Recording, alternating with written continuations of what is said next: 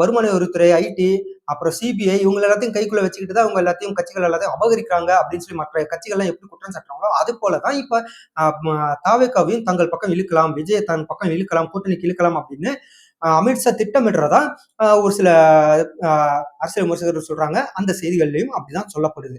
சரி, இதுக்கு விஜய் என்னதான் ஒரு முடிவு எடுத்திருக்காரு அப்படின்னு பார்த்தோம்னா, விஜய் எடுத்திருக்க ஒரே முடிவு இந்த எலெக்ஷனுக்கு முன்னாடி, அந்த கரூர் சம்பவத்துக்கு முன்னாடி அவர் பேசின ஒரு வார்த்தை தான், நமக்கு நேரடி எதிரி திமுக, அதே போல மத்தியில நேரடி எதிரி பாஜக.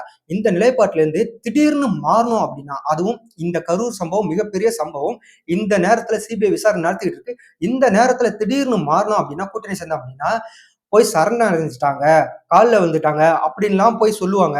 அப்படிங்கிறதுக்காக இப்போதைக்கு அந்த சந்திப்புக்கான அனைத்து பேச்சுவார்த்தைக்கும் முட்டுக்கட்டை தான் விஜய் போட்டுட்டு இருக்கிறதா சொல்லப்படுது.